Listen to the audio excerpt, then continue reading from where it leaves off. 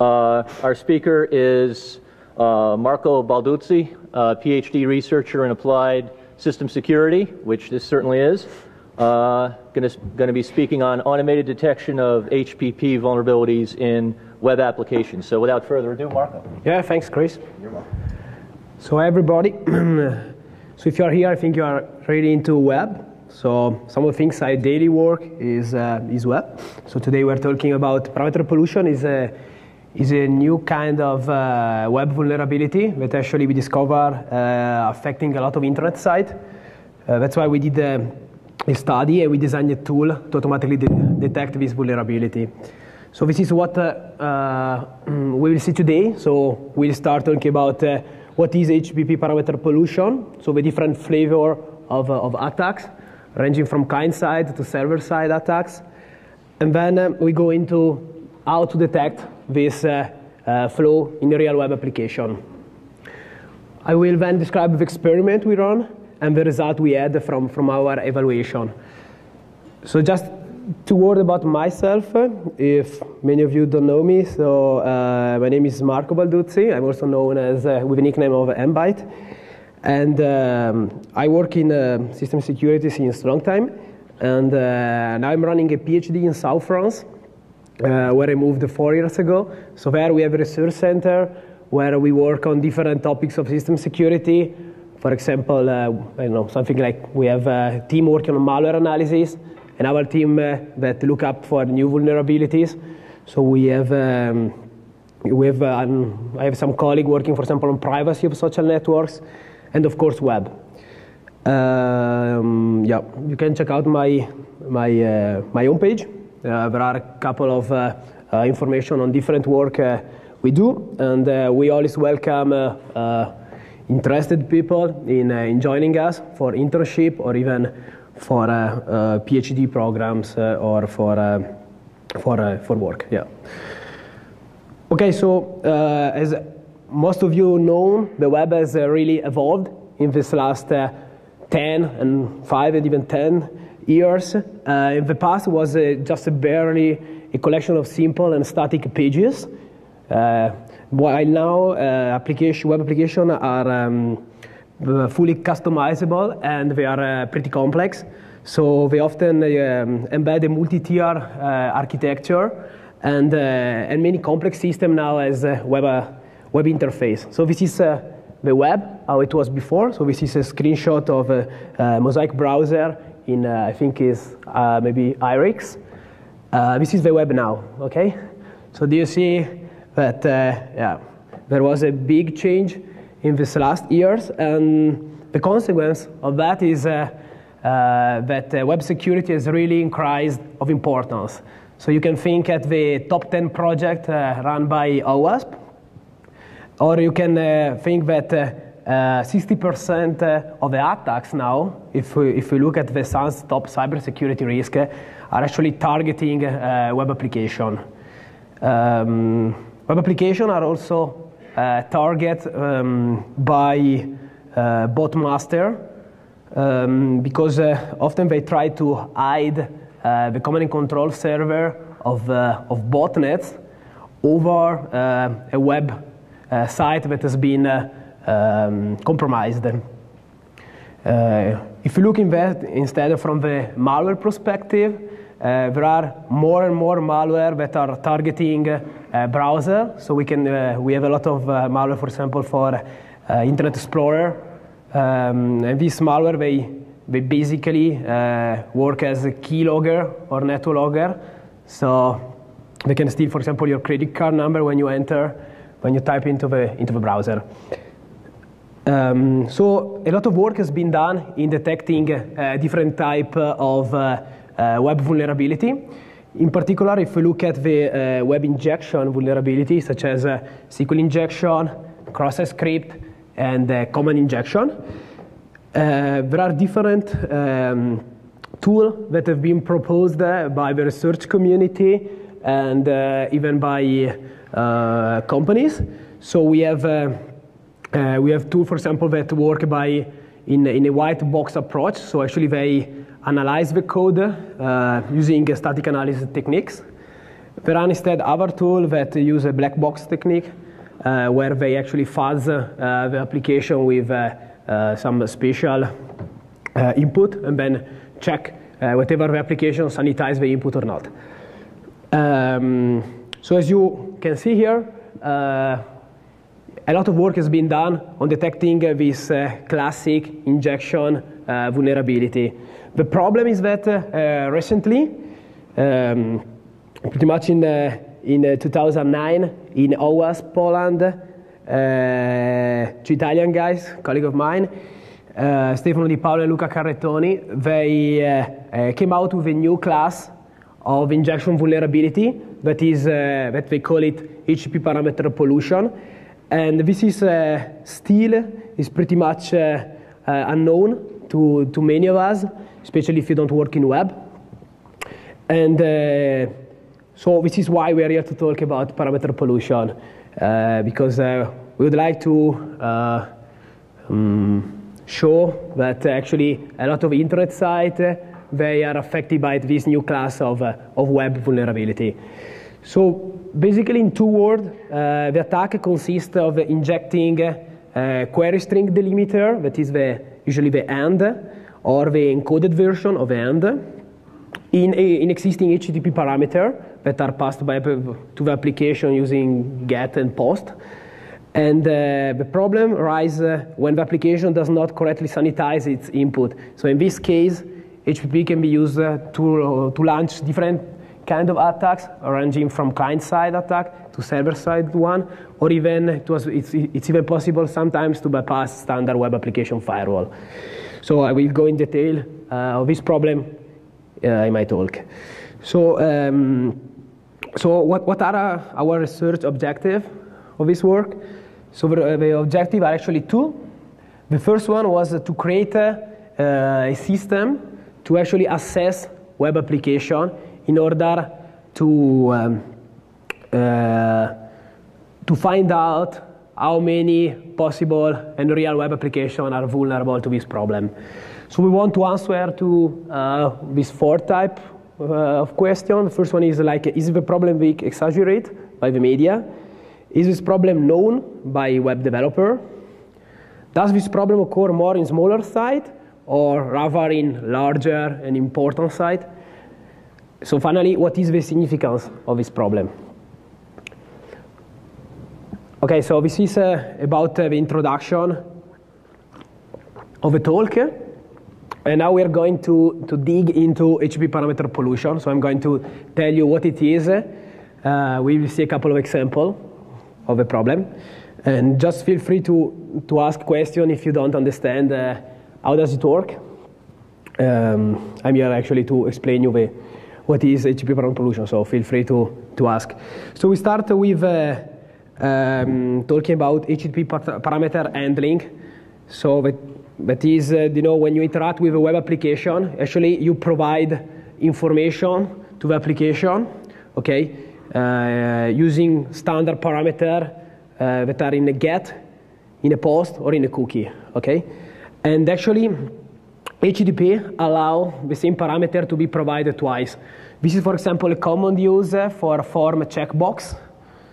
So I don't know if, let's see if this link works. Yeah.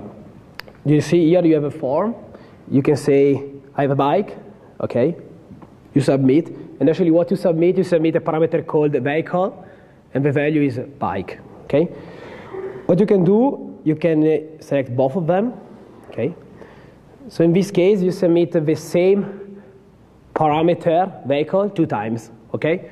So this is a normal standard behave or HTTP. And so there is nothing bad with this. What we can ask to ourselves is what happens when the same parameter is provided twice. Suppose you have an application that usually accepts a single parameter, and you provide twice the parameter. So let's look at Google. You see, in Google you can query for Italy, and then I can even query again for China. So actually I duplicate the Q parameter twice. What Google does, it actually concatenates both values, putting a space in between. Okay, so you follow up in having a string Italy space China. If you do the same on Yahoo, exactly the same. Here the parameter is called P instead of Q, but it's basically the same. What Yahoo does is just consider the second parameter instead of a concatenation of the two. So from here, you can already see that there is not a standard behavior on how the two parameters are actually handled by the application. So what we did, we manually test 5 common methods, as you can see here in the table. So depending from the technology are you using, okay, and depending from the type of server, you can have, for example, the first parameter being considered, for example, in the case of Tomcat, where it's red, or the second one, or actually you can have all of them considered. And what is interesting to see is, for example, in Python, if you submit the same parameter twice, you follow up to have a list.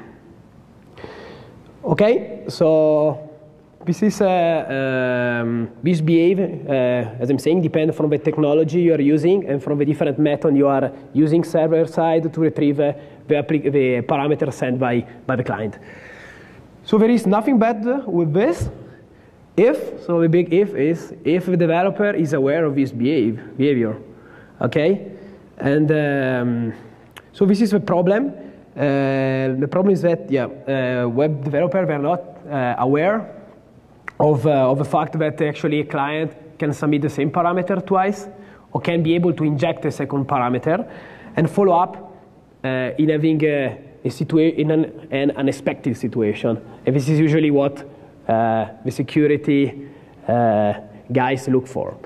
So now we go into HPP parameter pollution. So I'm going to show you how this parameter handling affect actually the pollution, so can be used to run actually an attack.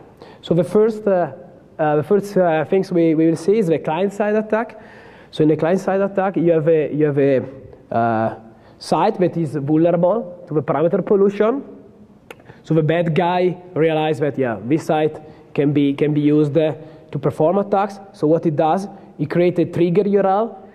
So you can think of a trigger URL like a URL that the attacker sent to their victim, and then when their victim click on this URL, actually they follow up in having a page that is somehow being modified by the attacker. So it's something similar to cross-site scripting, okay, where you send this trigger URL to somebody, and when somebody open this page, yes, this page being modified. For example, in the cross-site scripting, you have this page being injected with your JavaScript code. Here instead, what you inject is not JavaScript code, but is actually this extra parameter that the attacker want to inject. And what you can do with a client-side attack, you can, for example, force your victim to delete their personal emails. You can, for example, on a social network, you can automatically generate a friend request. So when the victim click on this link, you automatically generate, for example, a friend request to the attacker. Or you can, for example, have their wall of a social network being compromised with unintended content. Or even worse, you can maybe follow in a, let's think of an e-commerce site. You can maybe follow up in buying something different. So maybe you want to buy for a product. When you click on this product, actually, you follow up in buying something else. So now we see 3 examples of this class of attack. The first one is what I call unintended voting. So you imagine you have an application, an electronic application, an application that you use for electronic voting. So you have 2 candidates, okay? One is Mr. White, the other one is Miss Green, okay? And so this is the URL of the application, okay, that take a poll ID, and then this ID is used to look up the poll and build a page where you have the 2 links, okay? So finally, the user can vote by clicking the first link or by clicking the second link, so there is nothing strange with this. What you can see here is that this pool ID, okay, server side is actually taken and used directly to build the 2 links Instead, in fact, the two links here, they contain the pool ID, okay, that specify, okay, for which pool you are voting. So in this example, if a pool ID has not been correctly sanitized, what the attacker can do, he can create this trigger URL that you see here, where actually he append to this 4568, he append another parameter called candidate with this value, green, and he encode this new parameter using, in this example, the standard URL encoding form, the %FF. So the end become a %26, and the equal the %3D. So what the attacker does is send this trigger URL to their victim, okay, to people around. Then these guys, they click on the URL, they open the page, and the page is just show, the different candidates to vote. So there is, it's just the standard page, and if there is SSL enabled, there will be SSL enabled. So actually, we have not, the attacker will not, attack the application itself, but just he will modify the two links that are generated by the application. In this way, when the victim vote, the victim follow up in voting always for Miss Green. So even if I click on the first link or click on the second link, he always vote for Miss Green. So in this example, the attacker forced their victim to vote always for Miss Green. Why this happens? Because he was able to inject this new candidate equal green, okay? And as you can see here, this candidate equal green get injected before actually the real candidate that would have been submitted to the application. And since the application is written in JSP, as we saw here in JSP, okay, when you have two parameters with the same name, the application read just the first parameter, okay? So it's the opposite of this. Here, when you have two parameters with the same name, you get the second. JSP gets the first one. So if the attacker, this is the idea, if the attacker is able to inject a new parameter, and this new parameter follow up in being before actually the parameter submitted by the user, he is able to overwrite, okay? Overwrite the parameter submitted by the user. Now we can see a second example. This is about misleading shopping users. So I'm trying to zoom a bit for the people that are on the back there. I don't know if you see. So actually, yeah, it's a bit. So here you have a parameter called P that specifies the product ID that you are looking for on the internet site. So what is possible? It's possible to inject another P parameter, or actually the encoded version of this P parameter, that then is it follow up in having these links here, add to cart, compromise. So at the time when the user click on this item and for buying the product, the user follow up in buying another one. So instead of buying intervention season 1, you follow up in having crime something. So this is an example of how electronic e-commerce site can be actually manipulated to force victims of this e-commerce site to buy something different. So the attacker can actually spam around a lot of trigger URL that actually trigger this vulnerability, and they made the user buying their own product, the product of attacker. In another example, the first example is about this sharing component. So now with this Web 2.0, everybody is using this nice retweet button or share on LinkedIn or share on Facebook button. These are often used in form or in blog post, where actually you click and your blog get shared on your profile, okay? So here we found a vulnerability in Facebook where actually it was possible to send again some trigger URL to the victims, and then when the victims visit this page, they have the page with a blog post. But then when they click on this share button, instead of having the blog post shared, they have shared on their profile something that the attacker decide. So in this way, the attacker can spread a kind of malware in the blog post, in the wall of the different users. So you can see it. You can see it here.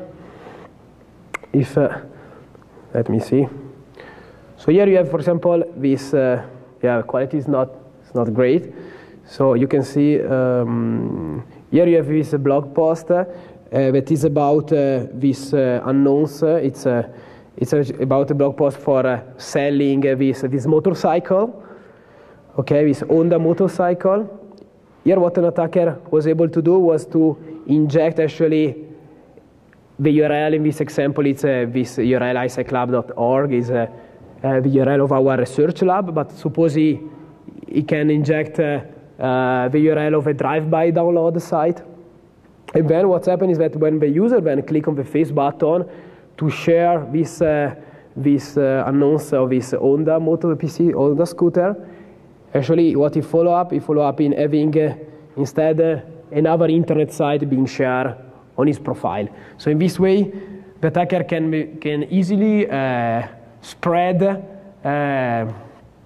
URL pointing to his malicious site that then can maybe contain drive-by download content. So in this way, when the user visits the site, they get his browser gets automatically compromised.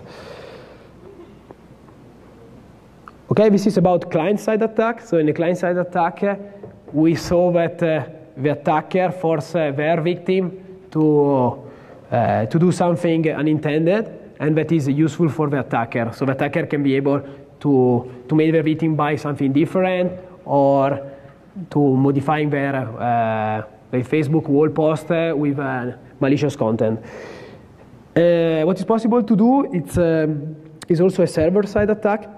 So in the server-side attack, the attacker attack directly the application. Okay, so this is something that's more similar to command injection or SQL injection.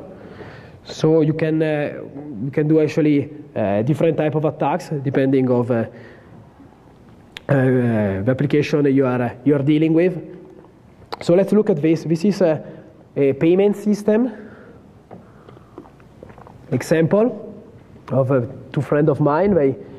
They give me this example. So actually, suppose you have an application, okay, a front-end application that received a request, an HTTP request, okay, and in this request you have two parameters. One is the amount of money that you want to transfer, okay, and the other one is the recipient of your transfer.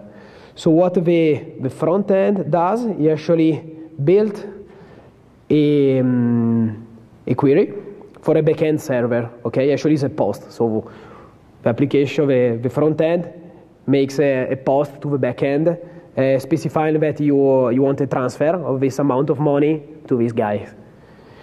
Here, what an attacker can do, can create this trigger URL where actually he inject this new action that is withdraw in the name of the recipient. What it happened on the front end is that then the query that is generated for the backend get injected with this new action, okay? Because what it does, this code, it's actually, what it does is it retrieve the recipient name, okay, that is Matt, okay? But in this case, you have Matt and this red code there that get decoded and follow up in the request that the front end does on the back end. So in this case, what an attacker is able to do here is able to override the action that is a transfer with the action that is withdraw.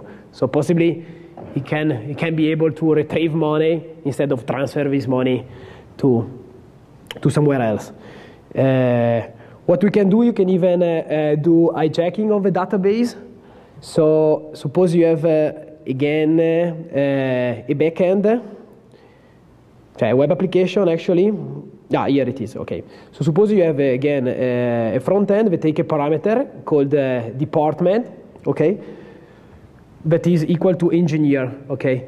What the application does, it builds a query for the database, okay, and the query is something like select user from table where department equal engineer. So it's basically an application that is a web application that is used to look up users of a specific department. So suppose you have you are in your company, you want to look up your colleague that work in the department of engineering. So you can use this application. You specify, okay, I want department engineering, and the web application give you the list of your colleague. Here, again, if you are able to inject into the department parameter something that is something like this, what equal password, what happens is that then the backend code will generate a query on the database where actually this select, it will contain not select user, but it will contain select user, comma, password. Why? Because the attacker has been able to inject a second parameter called what, and in this case the application is ASP, and in ASP, as I showed you before, when you have two parameters with the same names, the value of these two parameters get concatenated with a comma. So in this example, the attacker would have been able to get not only the list of users, of colleagues, this example, colleagues of a department, of engineering department, but he would also been able to have the list of password for these users. This is another example, and this is a real example that is being exploited by Nir about the blogger system of Google. So here what Nir was able to do was to get administrator privilege over any blogger account. Okay, this is pretty scaring, and the problem here lied in the fact that actually in Blogger you can invite somebody else to be an author for this blogger, and here the problem lies from the fact that the server-side code did not check for whatever this parameter called blog ID was submitted once or twice. So here it was possible to duplicate this parameter, and in this way to force the application to register, for example, me as author of his blogger, of another person. So I don't know if going into the detail, if it's of interest for you, but it was working like that. So you have, it was enough to send actually a post, okay, where you specify, so actually it's like that. You register, you open a blog, okay, so you register on Blogger, you open a blog for you, your personal blog, okay. Then you go into, you log in into your blog, okay, and then you do a post, okay. You do a post for a normal post that you have done when you want to add an author to the blogger. So here, what you do, you specify the attacker blog ID value, okay, that is actually the blog ID of your blogger that you just registered, and then you append another blog ID parameter where you specify the victim blog ID value. So here, Google, what he was doing, he was just checking the first value of blog ID. So it was saying, yes, you are actually owning this blogger. So you can add other people to the blogger. But actually, he was executing the action on the second blog ID. So he was adding this person as author to the blog ID of a victim. So here it was enough. Here you have to see you have an email address, attacker email, in this author list parameter. So in this example, it was enough to add the email address of the attacker, and then the attacker would have received an email saying, hey, these users want to add you as author of this blogger. You just say okay, and you become author, and then you can do privilege escalation and become actually administrator of a blog. Okay. So we have seen a client-side attack, parameter pollution, and server-side one. Now we go into more use of parameter pollution. So we have 3 different use for this attack. So the first one is cross-channel pollution. that means that you can not only override parameters that are in your same channel. So for me, channel is either a get, either a post, or either a cookie. Okay. So in the example we saw before, like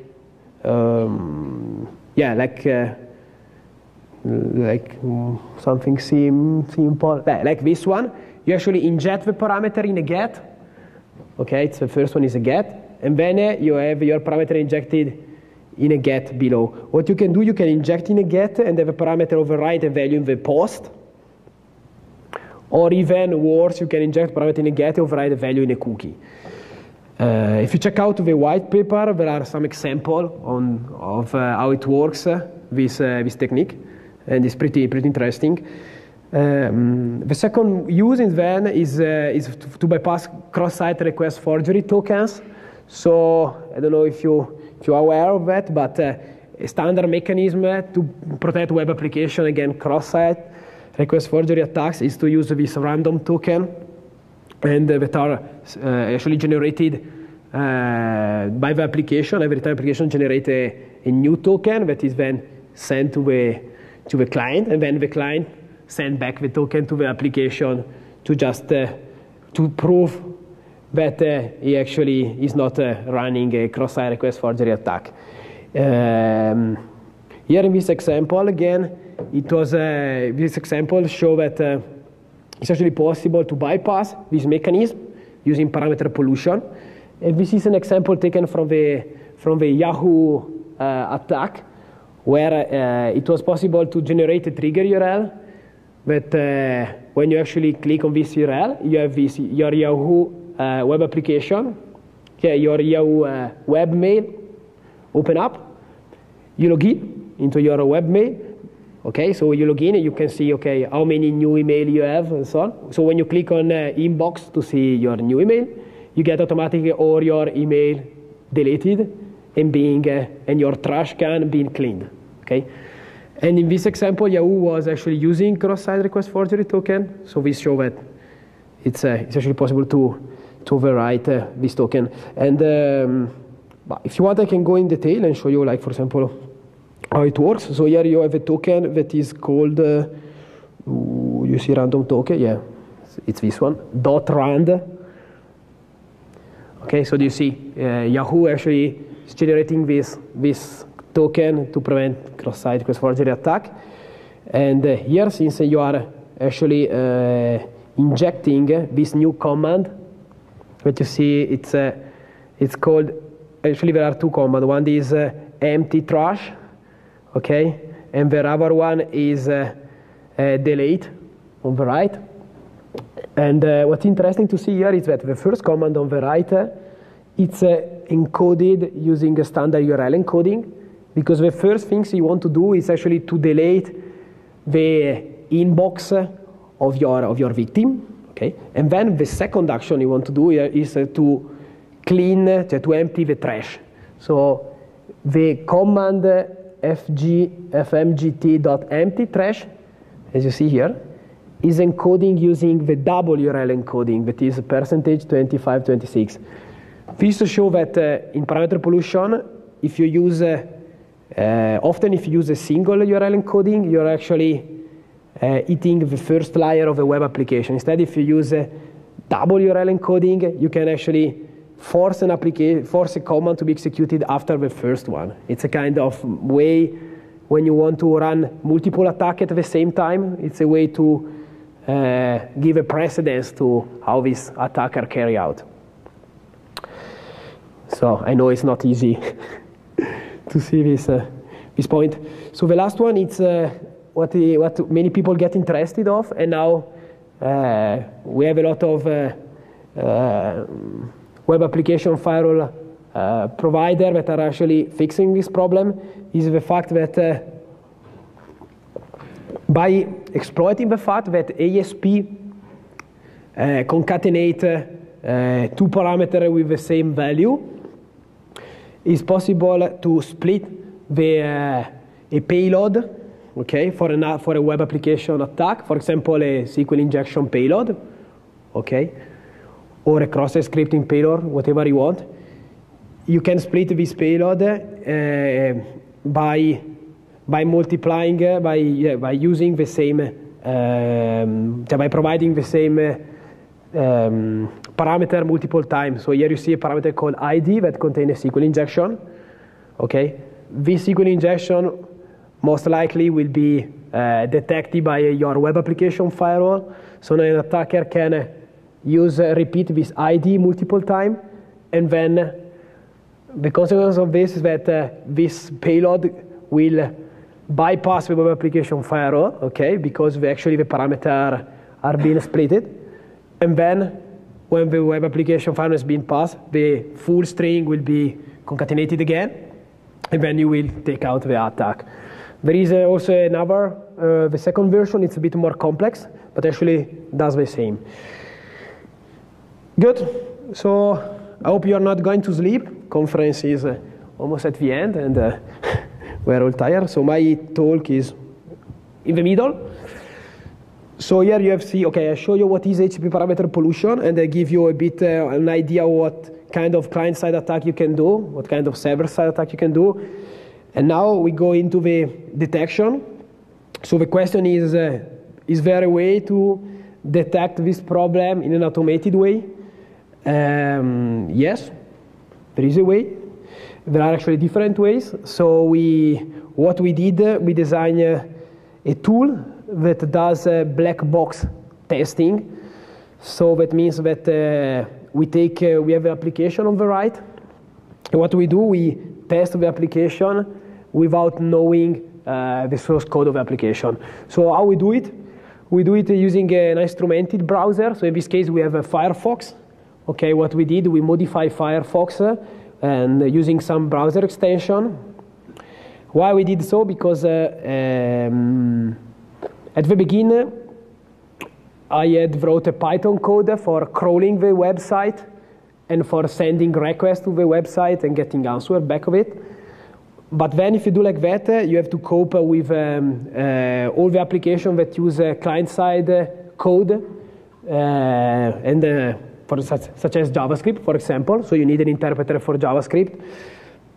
And now the web applications are very complex. So it's not easy to write a simple code that crawl the web application by yourself. Instead, if you use a Firefox browser, or let's see, in general, if you use a browser, you can say to the browser, hey, go to, I don't know, facebook.com, the browser automatically load the page, execute the script, load the different iframe, load the images and everything, and when the page is ready, the browser gives you automatically the page. Okay, so the browser does everything for you. The browser also extracts the information from the page by providing you the access to the DOM, so you have automatically all the link of the page being extracted, all the forms of the page being extracted, and everything. That's why we went for this solution. So we have this Firefox, this modified version of Firefox. Then we have the crawler. Okay, it is a component actually that crawls the internet. It's the web application you want to test. Okay, so you can configure the crawler and say, yes, just check the home page of the site, or check up to depth 3, so it follow up to 3 links. Then the crawler also submit forms, of course, and then this crawler talk to other components that are actually the main component for detecting parameter pollution. One is called vscan. V stands for vulnerability. Okay, so it's the component for doing vulnerability scanning, so to see if actually there is a vulnerability on the page. And then there is another component called the pscan that is for checking for the precedence. So this one tells you whatever the precedence is on the first parameter or in the second parameter and so on. Okay, I'm going now into the detail of how it works, these two components. So we start from the pscan, that is one that actually analyzes the web, a single web page, okay, and tell you whatever this web page accepts the first parameter or the second or both of them. So you're asking to yourself why we need to do so. I will show you later that suppose you have an application that is actually vulnerable to parameter pollution, so you can inject a parameter, okay. The question is, yes, now that you have injected the parameter, can you actually override existing parameter or not? Because suppose you inject a parameter, but this parameter follow up in a position of your link that actually does not allow you to override the existing parameter because the precedence is wrong. So we have this component that tests for the precedence, and we can say whatever a vulnerability can bring to exploit the application or not. So what it does is, if you have a page, okay, like this one, where you accept just a single parameter called par1, what it does, it generates a new value for this parameter. So if, for example, if this is a number, generate another number, and make a request and get the answer. And then generate another request where you have two parameters with the same name but different values, and then easily just check the answer. And it's pretty straightforward, you can think. So if page 0 is equal to page 2, the precedence is on the first parameter, otherwise it's on the second. So this is a naive approach. So actually, in theory, it should work. The problem is that a lot of modern web applications now are pretty complex, and they insert a lot of information that are dynamically generated.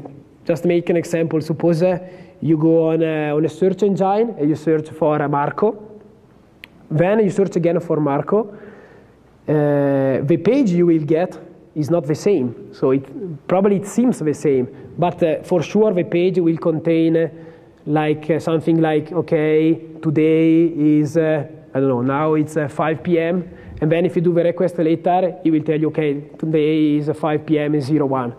Or maybe it will tell you, okay, your search has been served in 1 second, and the second time, since the web server was busy, it would have tell you the search has been served in 1 second, comma 5.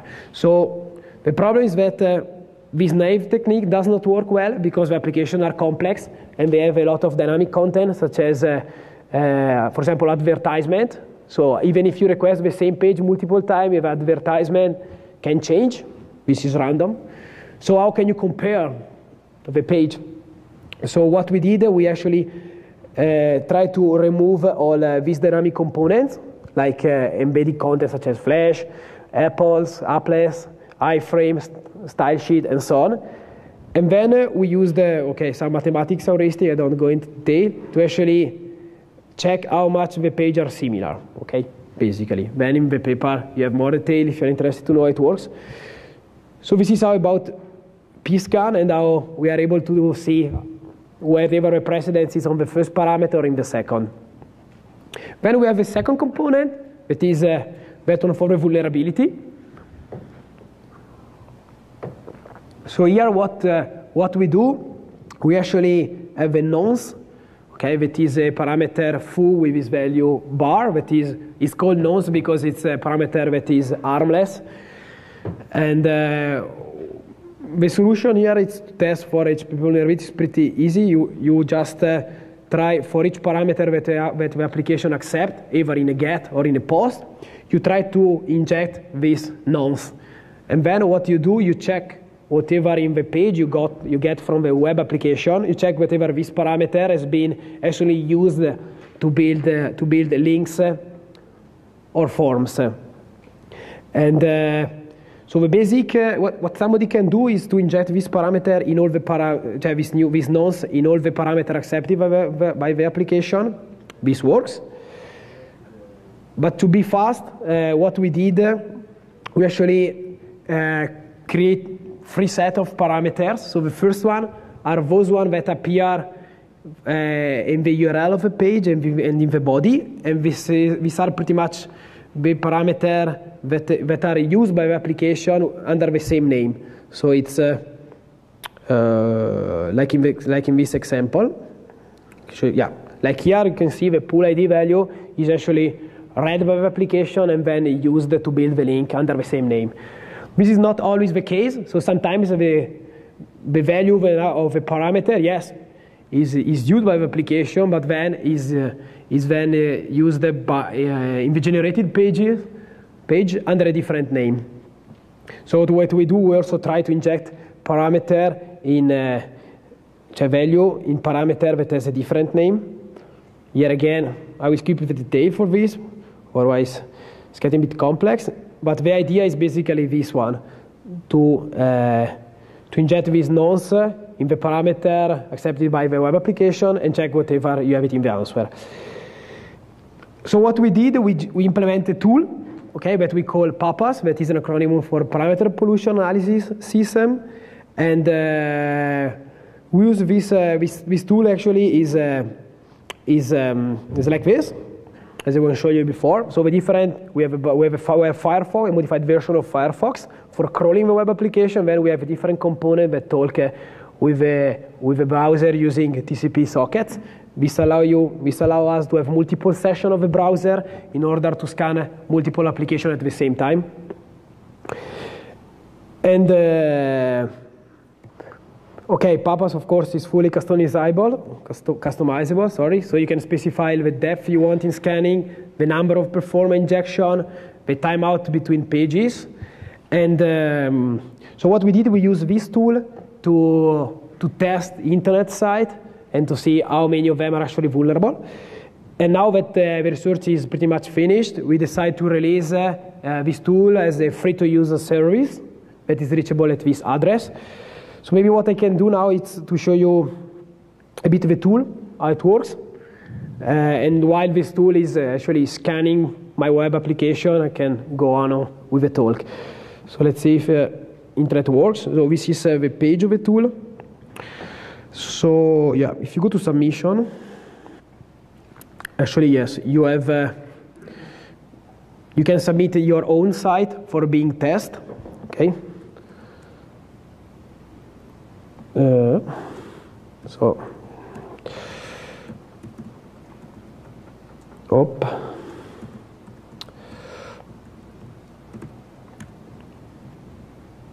your email, space.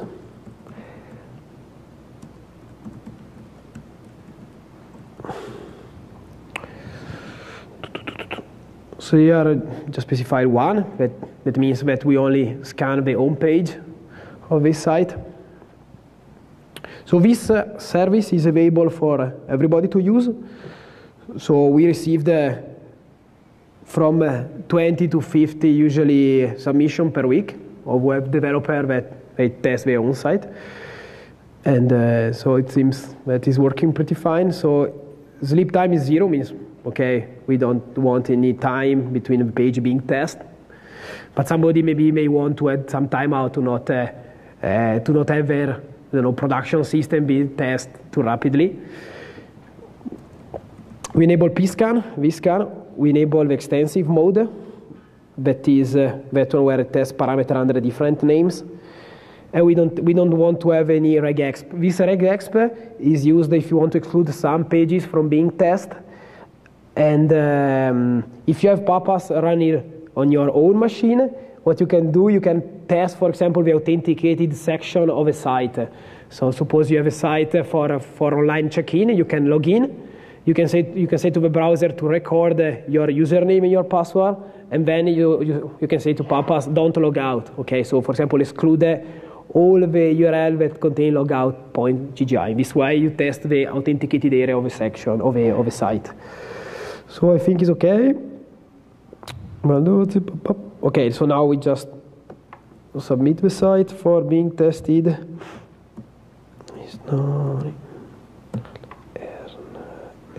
No, like this. It's okay, no? Yeah. Okay, so what the tool does, it creates for you this token. Okay, this token should be uploaded to the site you want to test. Okay, why I do like that? Because I want to make sure that the guy that submits the site for being tested is actually the author of the site. Okay, otherwise everybody can use this system to test site of other people. So what you have to do, you have just to create a file called papas.txt, where you just you put this hash. When you log in on your site. Sorry.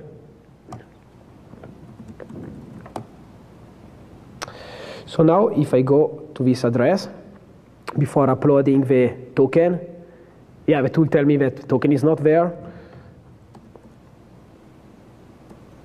Now what I do, I upload the token. Okay.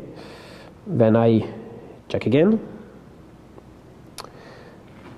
Okay, so now the system has validated the token, and the site has been put in the queue for being scanned. Now, depending from the load we have, it will take from some second up to a couple of minutes, and we will receive an email when the scan is finished. So in the meantime, I can go on with the talk, and I can show you actually the result we had from our experiment. So let me talk about ethical consideration, because our idea was to understand how much this HPP problem was prevalent over internet. So we scan a lot of internet sites. So I want to say that we provide, when we scan the application, we only provide this full equal bar, the nonce, okay, that is not malicious. We limited the scan to 15 minutes. And then we immediately informed, when possible, the different security engineer of the affected application. And in the case where we found problem, we always had thankful feedback. So we used PAPAS to scan about 5,000 sites that we collect from the first 500 Alexa categories that are like this. So we test more than 1,000 financial sites, about 200 health sites, news, organization, and so on. So the first part has been, to test this web application. And we did it in 13 days, okay? And in total we test about 5,016 different sites, and that means about 150,000 unique pages. So as I was telling you before, to maximize the speed, we used different 5 instances of a browser at the same time, and we decided to crawl up to a distance of 3 from the home page. Okay, so we say to the crawler, check the home page, check the links, go into deeper links, go again until you reach a depth of 3. Then we disable pop-up images, any plugin for active content technologies, such as Flash. So you can actually, a limitation of a tool now is that it does not support the links that are embedded in Flash content. So there are some sites that are computing Flash, and you interact with a Flash to go around the site. We don't have a support for this at the moment, so that's why we disable Flash content. So here are the results. So the first things we check is whatever the web application was giving a database error when the same parameter is repeated twice. And here it came out that about 5% of the application actually came out with an error. This is really a lot. And this means that who designed the application was not actually aware of the fact that a user can submit the same parameter twice. So suppose you have an application, for example, in Python, where if a parameter is duplicated, you follow up in having a list. So in that case, if this parameter is used to make a query to the database, if you have a list, you have an error. Okay? So you follow up in having something like this. This is on the government site, on the site of nasa.gov. So, if here you have a parameter called ID, I'll show you here, that is equal 23.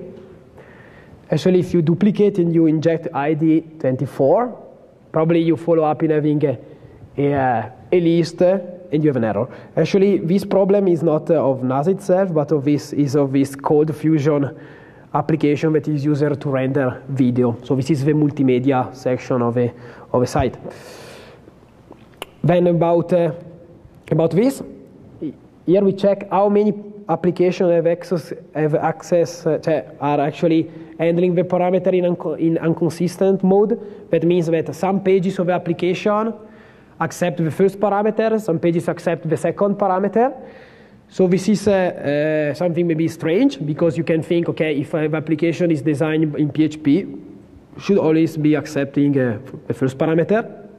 Actually, this is not the case. The applications are complex, and different pages use different technologies. So there is nothing bad with this if a developer is aware of the fact that somebody can actually exploit this problem to run HPP attacks. This is actually the case because we discovered that out of 1,500 websites we test, about 30% of them contain at least a single page that is vulnerable to HPP parameter injection. This is really a lot. What is important to say here is that when I say vulnerable, it actually doesn't mean that it's exploitable. Vulnerable means that somebody can actually inject a parameter into the application. But then the question is the parameter precedence consistent? So can we actually overwrite existing parameter and carry out attack?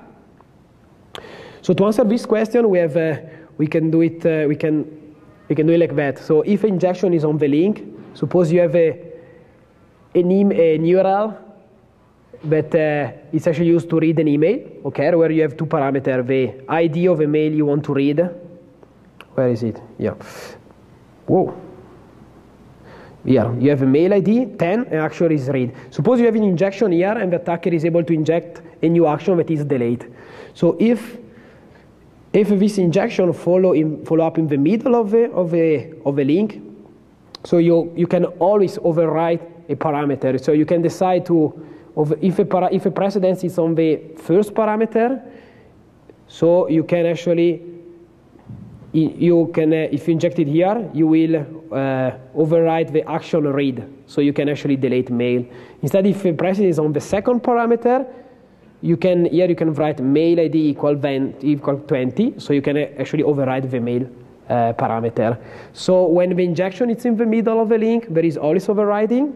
Instead, if an injection is either at the beginning or at the end, you should check the precedence given by the application. And this one can be done automatically using the pscan component I was showing before.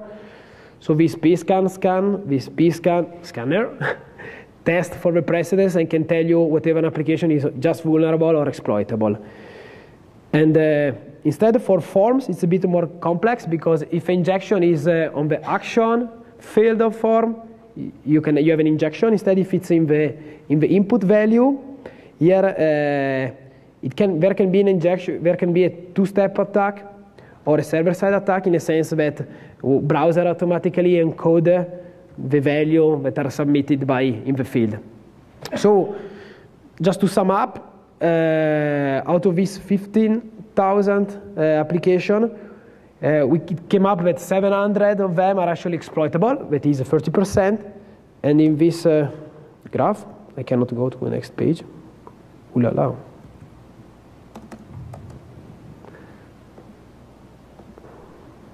What's happened? Where we are?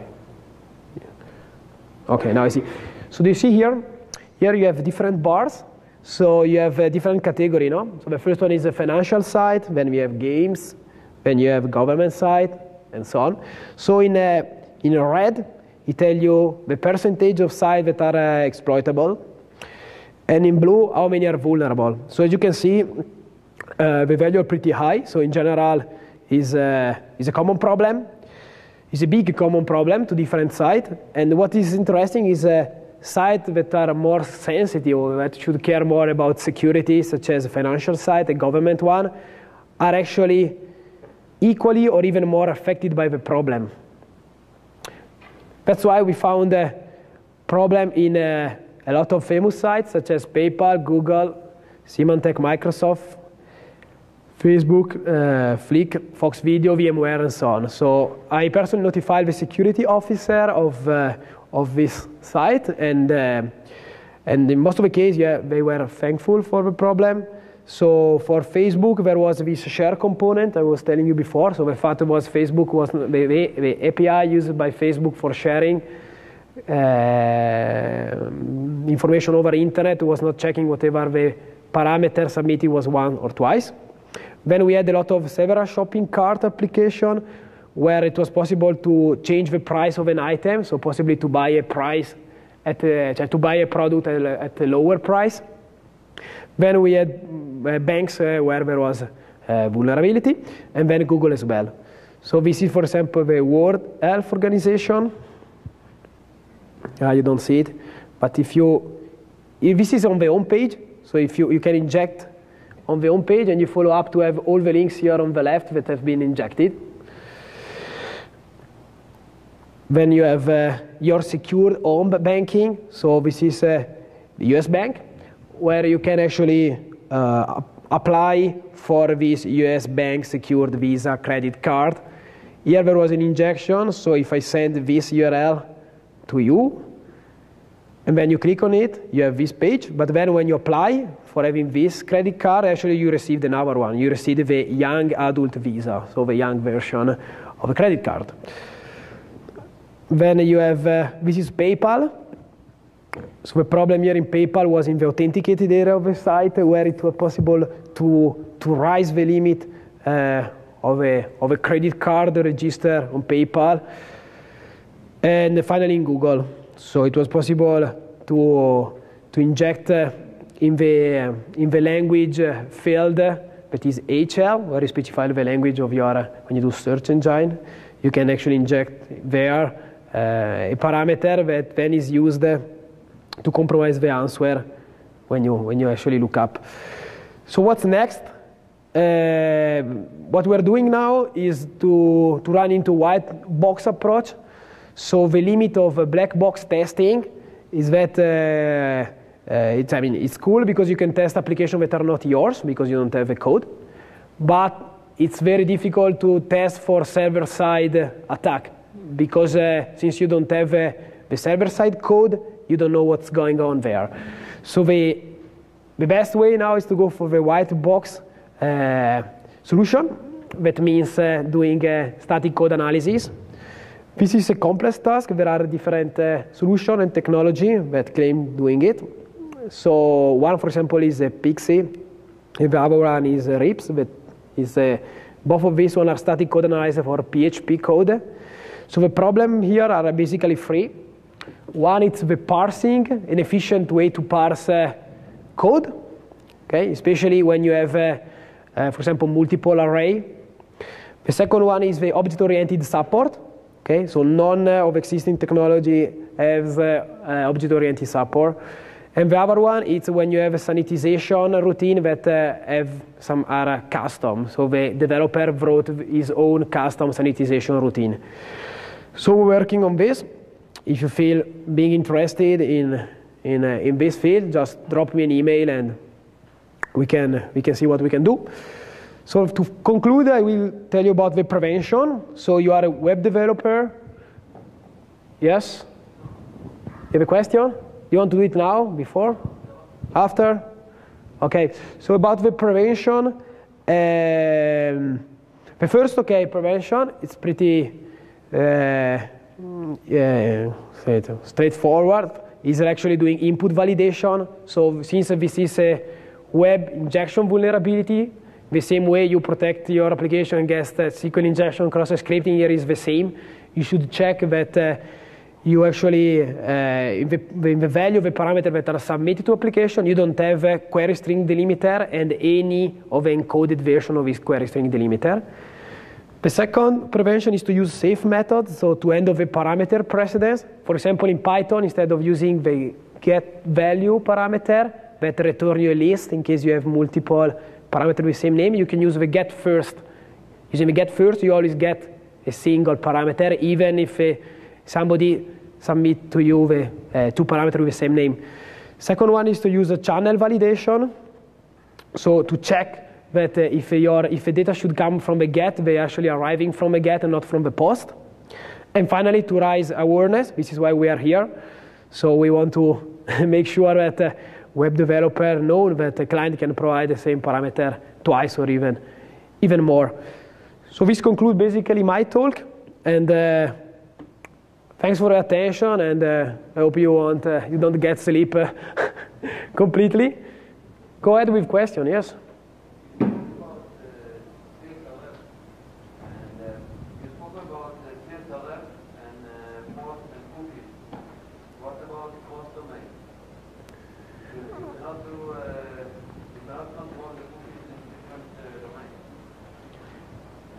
Yeah, you mean, yeah, what you can do, you can, for example, if you have a parameter in the cookie of a vulnerable application, you can inject your parameter, for example, in a get, in a post, and this parameter then is used by, when it's read server side, you overwrite the value of the cookie, and so that's the idea. So actually, you are attacking you don't have cross. Yeah, we can, yeah.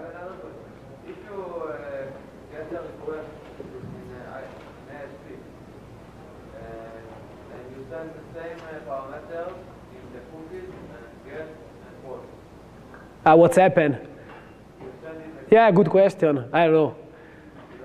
In ASP, I know that if you submit the same parameter twice in the get, yeah, you have concatenated with comma. This is, I don't know. Actually, what it would be interesting to see is how the precedence is handled using a cookie, because our tool just works with get post. So with cookie, I don't know how the precedence is handled. Yes? So have you considered using a pound sign to push later parameters into the hash so that you always override them when you come before them? I didn't get your question. So what you're doing right now is you're duplicating parameters. Yeah. Because you can actually include a query string delimiter. Yeah. If you could include a query string delimiter, you could also include a pound sign, which would mean everything that occurred after that in the query string would be part of the hash and would be ignored. So that means if you occurred before a parameter, you could overwrite it always. Yeah. Have you looked into that? No, we haven't looked at that. Yeah, but can be. Maybe we can get in touch later and yeah. Okay. Sure. Do you have more questions, guys?